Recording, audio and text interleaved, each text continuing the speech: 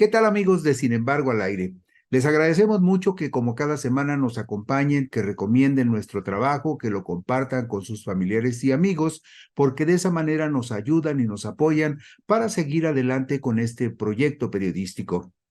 En fechas recientes se ha recrudecido la confrontación entre el Poder Judicial de la Federación, en particular de la Suprema Corte de Justicia de la Nación, contra el gobierno de la Cuarta Transformación y en particular contra el presidente López Obrador. Parte de este conflicto tiene que ver con la confrontación entre el ex ministro Saldívar y la actual presidenta de la Suprema Corte. Esto tendrá consecuencias muy importantes y muy graves para el futuro inmediato, y de ese tema hablaré con ustedes hoy en mi columna Puntos y Contrapuntos, que dice lo siguiente.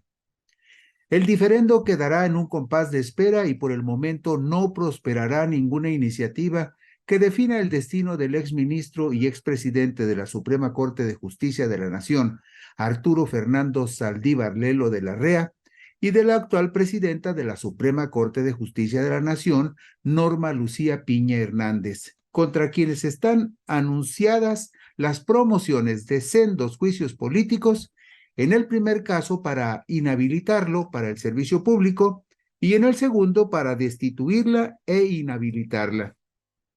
Todo quedará suspendido al resultado de los comicios del domingo 2 de junio del 2024, cuando sabremos si Morena y sus aliados o la coalición opositora obtienen los votos suficientes en el Congreso de la Unión para juzgar a alguno de los antagonistas involucrados en esta cruenta guerra jurídica, lubricada por los odios, los enconos políticos, las ambiciones salvajes y las revanchas de quienes tienen el deliberado propósito de destruir a sus enemigos en representación de dos proyectos políticos que ponen en juego el futuro de la nación. Está abierta una guerra feroz entre los defensores de los privilegios, los abusos y las corruptelas que lubricaron al viejo régimen derechista, secuestrado por los intereses de poderes fácticos y formales, entre los cuales está la alta jerarquía de la Iglesia Católica, manipuladora de conciencias y de almas, vinculados al dinero,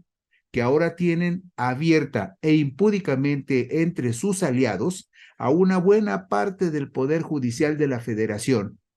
en el que ministros, magistrados y jueces se han convertido en el principal obstáculo para la consolidación de los proyectos del gobierno de la Cuarta Transformación, que argumenta sus motivaciones en una opción preferencial por los pobres y los desvalidos. Sin embargo, las previsiones rumbo a los comicios del domingo 2 de junio están determinadas por un mal augurio que prefigura en el horizonte una derrota aplastante y dolorosa para la oposición y la oligarquía que financia y lubrica todos los afanes de confrontación contra el presidente Andrés Manuel López Obrador, contra el gobierno de la Cuarta Transformación y contra su candidata Claudia Sheinbaum Pardo. La ministra Piña Hernández metió a la contienda electoral a la Suprema Corte de Justicia, al dar curso a una denuncia anónima para tratar de defenestrar al exministro Saldívar Lelo de la Rea, quien es el artífice del proyecto de reestructuración del Poder Judicial de la Federación durante los próximos 6 años, y en particular de la anquilosada Suprema Corte, que podría derivar en la modificación esencial de ese supremo cuerpo colegiado al promover las reformas constitucionales que modifiquen la forma como son electos los ministros y definan los alcances de sus funciones jurisdiccionales. La actual presidenta de la Suprema Corte se ha extralimitado en sus funciones al llevar al Poder Judicial hasta extremos que desafían y en algunos casos suplantan y vulneran la soberanía del Poder Legislativo, integrado por las cámaras de diputados y senadores, que son responsables por mandato constitucional de diseñar el andamiaje jurídico que rige a nuestra nación. La Suprema Corte ha obstruido la aplicación y vigencia de algunas leyes impidiendo la regulación y la supremacía del Estado en áreas estratégicas esenciales para la preservación de nuestra soberanía, hasta el despropósito de pretender dejar sin efectos la aplicación de algunos preceptos constitucionales, como por ejemplo el artículo 19, que regula la figura de la prisión preventiva oficiosa. El resultado de los comicios de junio podría ratificar con la mayoría calificada de Morena y sus aliados el espíritu del artículo 39 constitucional, que establece en forma imperativa que la soberanía nacional reside esencial y originariamente en el pueblo, que todo poder público dimana del pueblo y se instituye para beneficio de éste, y que además el pueblo tiene en todo tiempo el inalienable derecho de alterar o modificar la forma de su gobierno. En junio próximo se definirá el triunfo o la derrota del equipo que lidera Saldívar en el diseño de un nuevo modelo de justicia para el gobierno de Claudia Sheinbaum Pardo, o quedará escriturado el futuro ominoso de la mayoría de los actuales ministros de la Suprema Corte, que podrían ser sometidos a juicio político, defenestrados e inhabilitados para el servicio público, sin descartar que por otras vías como la administrativa y la penal tengan que rendir cuenta por las faltas administrativas que hubiesen cometido o los delitos en los que hubieran incurrido en su afán de secundar la guerra jurídica de la ministra Piña en su confrontación contra el exministro Saldívar y contra el mismo presidente de la República, Andrés Manuel López Obrador.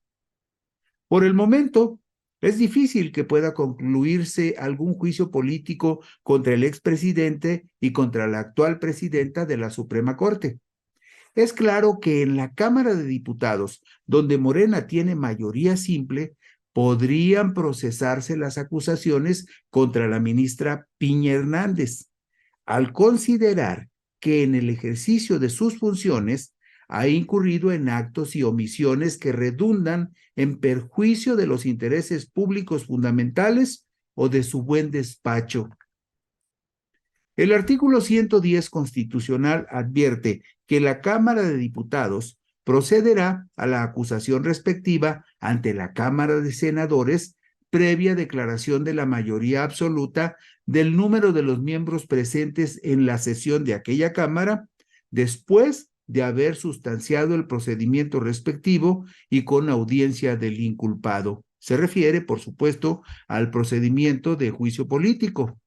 Sin embargo, no podría concretarse el supuesto que involucra a la Cámara Alta, en la cual Morena y sus aliados tampoco tienen en este momento la mayoría calificada.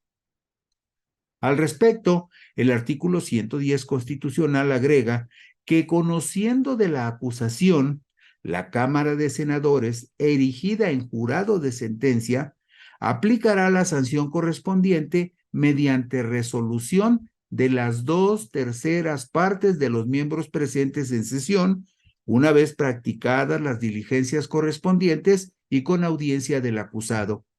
El mismo numeral citado agrega que las declaraciones y resoluciones de las cámaras de diputados y senadores son inatacables por la vía jurídica. Las sanciones derivadas de un juicio político consisten en la destitución del servidor público y en su inhabilitación para desempeñar funciones, empleos, cargos o comisiones de cualquier naturaleza en el servicio público, sin descartar otras sanciones que pudieran derivarse y aplicarse por las vías administrativa o penal. Hasta el próximo junio, habrá muchos ruidos y perturbaciones en los espacios públicos. Solo después de la elección tendremos claro en qué termina esta guerra de 2 sexenios, en la que están involucrados el exministro Saldívar y la actual ministra Piña, presidenta de la Suprema Corte, quien arrastra hacia su propio destino al Poder Judicial de la Federación. En el fondo del conflicto subyace el choque entre 2 proyectos de nación. Gracias por su atención. Por aquí nos encontraremos dentro de una semana.